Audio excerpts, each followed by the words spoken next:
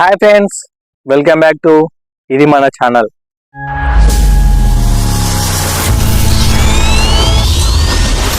Friends, ఈరోజు మాట్లాడుకునే ముచ్చట ఏంటంటే ఈ భవిత, ఈ సౌందర్య, ప్రేమలత వీళ్ళందరూ అసలు ఈ దారి ఎందుకు ఎంచుకున్నారు?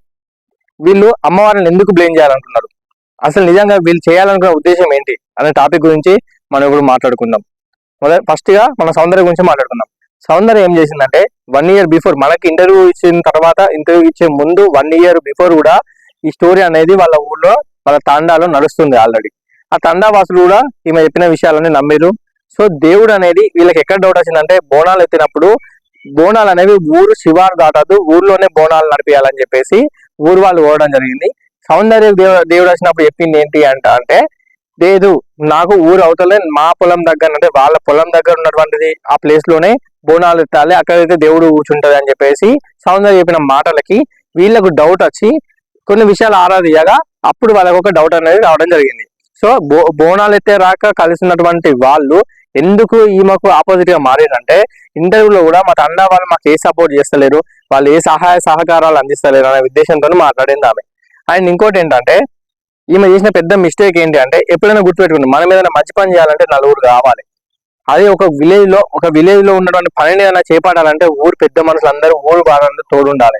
నీకు ఊరు సపోర్ట్ నీకు అర్థం అనుకున్నప్పుడు మిగతా వాళ్ళ సపోర్ట్ నీకు ఎందుకు ఇస్తారు? ఇది ఒకటి మైనస్ పాయింట్ అయింది. అండ్ ఇంకోటి ఏంటంటే, ఆమె దేవుడు వచ్చేది నిజమే కావచ్చు, కానీ సంతోష్ అన్న, E96 టీవీ సంతోష్ అన్న వెళ్ళి ఇంటర్వ్యూ చేసినప్పుడు ఏదైతే దేవుడు వచ్చినట్టు చేసిందో అది మాత్రం ఫేక్. ఎందుకంటే ఆమె మాట్లాడిన మాట ఎలా ఉందంటే, ఆ ఊర్లో ఉన్నటువంటి ఒక వ్యక్తిని మంత్రాలు చేస్తున్నారు, చేతబడి చేస్తున్నారు అని బ్లేమ్ చేసింది. అదొకటి చాలా మైనస్ అయిపోయింది ఆమెకి. అండ్ ఇంకోటి ఏంటంటే, ఆ ఊర్లో ఆమె ఎప్పుడైతే దేవుడు స్టార్ట్ అయిందో అప్పటి నుంచి వెళ్ళి ఎవరైతే దేవుడు లోపల నుంచి బయటకు తీసిందో అప్పటి నుంచి 5 చనిపోయారని చెప్పేసి ఆ తండాలో చెప్పడం జరిగింది. ఆ తండా వాసులకి ఏది మంచి జరగలేదు కాబట్టి మాకు ఈ దేవుని విషయంలో మేము ఎన్నుకున్నాం తప్ప మాకు ఏ ఉద్దేశం లేదు అని చెప్పేసి ఆ గ్రామ వాసులు, ఆ తండా వాసులు చెప్పడం జరిగింది. సో సౌందర్య చేసిన రెండో మిస్టేక్ ఏంటి అంటే, గ్రామ పెద్దలని, ఆయన తండా వాసులని దూరం పెట్టుకోవడం.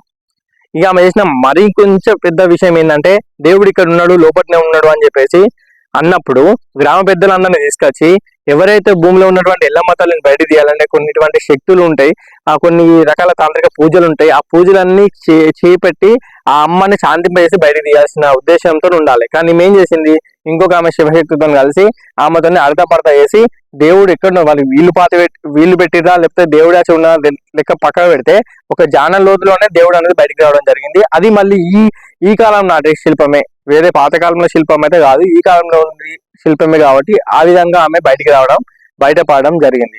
ఈమె ఇంకొక లాస్ట్ పాయింట్ ఏంటంటే, ఈమె చేసిన పెద్ద మిస్టేక్ ఏంటి అంటే, ఎప్పుడైతే దేవుడు బయటికి వెళ్ళక ముందే, ఎప్పుడైతే మాకు సిగమస్తుందో ఈ దేవుని విగ్రహం బయటకు వస్తుంది అని చెప్పేసి ఉద్దేశంతో దేవుడు రాకముందే 14 పిల్లలతోని బేస్మెంట్ లేపి గుడి కడతానే ప్లాన్ వేసింది.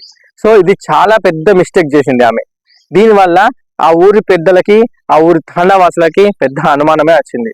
సో E96 సంతోష్ అన్న దగ్గరికి ఎప్పుడైతే ఇంటర్వ్యూకి వచ్చిందో అక్కడ ఉన్నటువంటి నిజాలు తెలుసుకున్నటువంటి ఈ సంతోష్ అన్న ఆమెకు సపోర్ట్ చేద్దామనే ఉద్దేశంతో ఊరికి వెళ్ళగా తండావాసులు చెప్పిన ప్రతి ఒక్క పాయింట్ ని అబ్జర్వేషన్ చేసి ఈమె వైపే తప్పుందని తెలుసుకొని అప్పుడు ఈమెను విచారించడం జరిగింది. సో ఇంటర్వ్యూ పర్పస్ లో ఈయన అడిగిన ప్రశ్నలకి ఆమె తలబాడడం, ఆమె ఉన్నటువంటి అబద్ధాలు చెప్పడం వల్ల ఆమె ఫేక్ అనేది తెలిసింది. సో ఇది సౌందర్య చాప్టర్. నెక్స్ట్ భవిత. అసలు భవిత స్టోరీ అంటే ఇంకా మామూలుగా స్టోరీ కాదు, సౌందర్యదన్నా ఇది అని చెప్పొచ్చు, కానీ భవిత పెద్ద చాప్టర్. ఎన్ని బుక్కులు రాసినా ఆ స్టోరీ అనేది అయిపోదు. ఎందుకంటే భవిత మొదలుపెట్టిన కాన్సెప్ట్ ఏంటి, నేను నాగదేవతని, సో నేను విజయనగరంలో ఉన్నటువంటి విజయనగరంలో ఉన్నటువంటి కాళికామాత ఆలయంలో ఉన్నటువంటి విగ్రహాలు బయటికి తీయడం నా ఉద్దేశం అని చెప్పేసి ఇప్పుడు చెప్తుంది. కానీ ఒకప్పుడు ఆమె చెప్పింది ఏంటి అంటే, విజయనగరంలో కొన్ని మా డెడ్ బాడీలు, అంటే మేము గత జన్మలో మమ్మల్ని చంపినటువంటి మా బాడీలు, డెడ్ బాడీస్ అనేవి విజయనగరం కాళికామాత ఆలయంలో పాతి పెట్టారు, మా బాడీస్ మేము తీసుకొని మా ఆత్మ శాంతించుకోవాలి, అక్కడ కొన్ని విగ్రహాలు ఉన్నాయని చెప్పింది. సో అప్పుడు చెప్పడానికి ఇప్పుడు చెప్పడానికి చాలా డిఫరెన్స్ ఉంది ఆమె. ఆ విషయంలో ఆమె ఫస్ట్ గా మాకు అంటే ఇక్కడ ఉన్నటువంటి రిపోర్టర్లకి కొంచెం డౌట్ అనేది రావడం జరిగింది. సో ఆమె కూడా సేమ్ ఇంటర్వ్యూలోకి వెళ్ళడం, ప్రతి ఒక్క గుడికి వెళ్ళడం, ఆ గుడిలో ప్రతి ఒక్కరితో చెప్పడం, నేను విజయనగరంలో నేను నాగదేవతని, నాకు శక్తులు ఉన్నాయి, నేను ఎక్కడైతే పద్మనాభ స్వామి ఆలయంలో ఉన్నటువంటి గదుల యొక్క డోర్లను కూడా నేను నాగబంధం తొలగిస్తా, అందులో ఉన్నటువంటి విగ్రహాలు, ఆభరణాలు కూడా నేను సంపద అనేది నేను కూడా బయటకు తీస్తా అని చెప్పేసి చెప్పడం వల్ల ఒక్కసారిగా రిపోర్టర్స్ కానీ ప్రెస్ కానీ మొత్తం ఆమె వైపు తిరిగింది. సో ఈ విధంగా ఉన్నప్పటికీ కూడా ఇప్పుడున్న భవిత ఏం చేస్తుంది అంటే, సరే ఆమెకి ఓకే గత జన్మ గుర్తుంది అంటే ఓకే, కానీ ఆమె ఏ వేలో వెళ్ళాలి? ఎప్పుడైతే కాళికామాత టెంపుల్ ఉందో అక్కడ ఎక్కడైతే ఉందో అక్కడికి వెళ్ళి అక్కడ ఉన్నటువంటి ఆలయ కమిటీ సభ్యులను రిక్వెస్ట్ చేసుకొని పర్మిషన్ తీసుకొని ప్రాసెస్ మొదలు పెట్టాలి. కానీ అట్లా చేయకుండా ఈమె ఏం చేసింది అంటే, ఎక్కడైతే విగ్రహాలు తీయాలో అక్కడికి వెళ్లకుండా ప్రెస్ మీట్ పెట్టుకొని ఆమె పబ్లిష్ కావాలి, ఫేమస్ కావాలనే ఉద్దేశంతో ఆమె ప్రయత్నాలు ఆమె చేసింది. సో దీంట్లో 3 క్యారెక్టర్లు మెయిన్ గా ఇన్వాల్వ్ చేసింది. ఫస్ట్ ఆమె ఎన్నుకుని నడిపించేది వాళ్ళ మమ్మీ. తర్వాత వచ్చేసి ఎక్కడ చాలా అంటే చాలా మైనస్ ఎక్కడైంది అంటే, సో తనకి ఒక బాయ్ ఫ్రెండ్, గత జన్మలో ఒక బాయ్ ఫ్రెండ్ ఉందని చెప్పేసి ఆయనతో మ్యారేజ్ అయిందని చెప్పేసి ఆయన మధ్యలోకి రావడం జరిగింది. అంటే ఒక నోరు అనేది జారింది, నా గత జన్మలో ఒక బాయ్ ఫ్రెండ్ ఉన్నాడు, నాతో మాకు మ్యారేజ్ అయింది, మేమిద్దరం కలిసి కొన్ని ఆ విగ్రహాలను దాచిపెట్టినామని ఒక నోరు జారింది.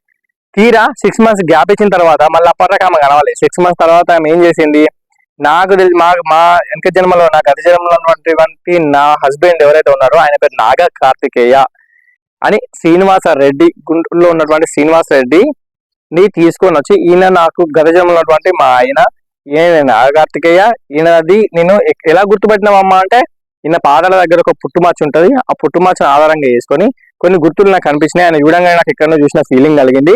అందుకోసమే నేను ఈయన కూడా నాకు చెప్పలేదు, నేను వెళ్ళి గట్టిగా అడిగి నిలదీసినప్పుడు ఆయన నాకు చెప్పిండు, నేను గత జన్మలో మీ ఆయన అని చెప్పేసి చెప్పిండట.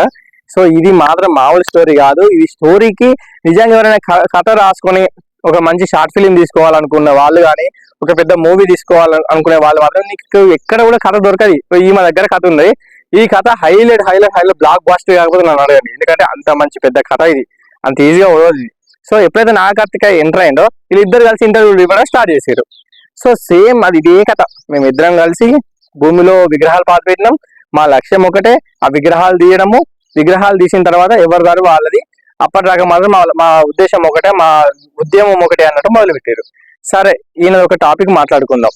ఇప్పుడు దీనికి ఇంకొక క్యారెక్టర్ ఎంటర్ అయింది, దాని గురించి చెప్తే వినండి. ఇంకొక క్యారెక్టర్ లో అంటే యాకిరెడ్డి. ఈ యాకిరెడ్డి గురించి ఈ మధ్యలో చాలా విశేషాలు వస్తున్నాయి కదా.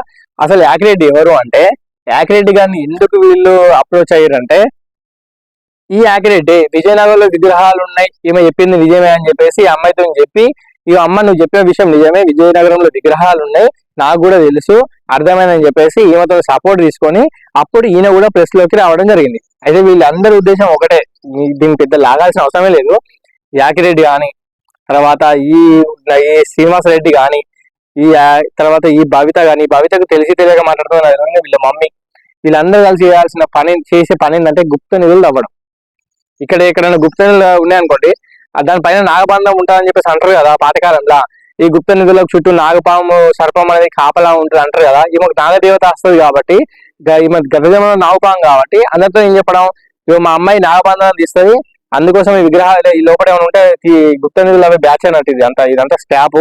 అండ్ ఇంకోటి ఏంటంటే దీంట్లోకి అశ్విని గారు ఆలయాన్ని కట్టించినటువంటి అశ్విని గారు విజయనగరంలో కాళికామాత ఆలయం చెప్పారు కదా, ఆయనే ఎక్కడి నుంచో వచ్చి ఒక నియమ నిబంధనల ప్రకారం ఒక రూల్స్ ని పాటించి ఆయన కష్టార్జితంతో ఒక గుడి కట్టుకున్నాడు.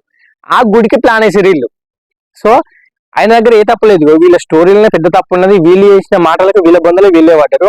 సో నేను ఎందుకు ఇట్లా చెప్తున్నా అంటే, మళ్ళీ నిన్న కూడా ఒకటి చెప్పిన ప్రేమలత అని, ఆమె అయితే మరీ ఘోరం. కరోనా వచ్చినప్పుడు కరోనాను తరిమికొట్టింది ఆమెనేనట. ఏదేవిడా కూడా చెప్తలేదు ఆమె. కరోనా ఇట్లా వచ్చి ఎట్లా తరిమికొట్టినాం అంటే మింగిందట. కరోనా వచ్చినప్పుడు గొంతు పడుతుంది కదా, గొంతు నుంచి మింగిన, అందుకే కరోనా పోయింది, నాకు ఏదైనా ఒక డబ్బులు సహాయం చేయని చెప్పేసి నిన్న సెసిటీవీ వాళ్ళకి ఇంటర్వ్యూ ఇచ్చింది. ఎంత దారుణం అండి ఇది. అసలు మన సనాతన ధర్మం మీద ఇట్లాంటి ప్రయోగాలు చేయడం అవసరమా? మనం ఒకప్పుడు ఎట్లుండే, మనం ఇప్పుడు కూడా కొంతమంది ఎట్లున్నారు, మనకి ఏదైనా దేవుని దర్శనమో బొట్టు కావాలనుకుంటే మనం వాళ్ళ దగ్గరికి పోయి అడిగి బొట్టు తీసుకొని దండం పెట్టుకొని మన సనాతన ధర్మం మీద మనం అంతా మంచిగా ఉంటాం. ఎంతో మంచి గొప్ప గొప్ప శివశక్తులు ఉన్నారు, ఎంతో మంచి వ్యక్తులు ఉన్నారు, వాళ్ళందరికీ ఇట్నే ప్రెస్ మీట్స్ పెడుతున్నారా? వీళ్ళు చేసిన కథలకి దేవుని పేరు బ్లేమ్ చేస్తున్నారు. సో ఇట్లాంటి నా ఉద్దేశం ఏంటంటే, దయచేసి ఇట్లాంటి వాళ్ళని ఎంకరేజ్ చేయకండి. వీళ్ళని ఎంకరేజ్ చేసిన కొద్దీ వీళ్ళు ఇంకా ఇంకా ఇంకా ఇంకా ఫేమస్ అవుదామనే ఉద్దేశంతో ఇంకా తప్పు దారిలో పడతారు.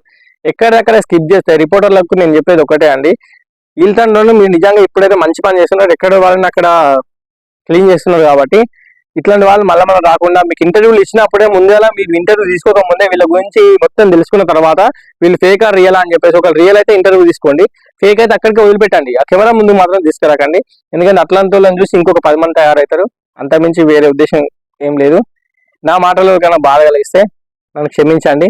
నేను ఎవరిని బాధ పెట్టాలని లేదు, స్వేచ్ఛగా మాట్లాడడం నా హక్కు. కాబట్టి నా సనాతన ధర్మం గురించి నేను మాట్లాడుతున్నా. ఇంకా నాకు నేను సనాతన ధర్మం గురించి అంత పెద్ద వ్యక్తిని కాకపోయినా నాకు తెలిసిన ధర్మాన్ని మాత్రం నేను హిందూ దేవతల దేవి దేవతల మీద ఎవరైనా ఇట్లాంటి ప్రయోగాలు చేస్తే మాత్రం నేను కూడా ఊరుకోను. జై హింద్.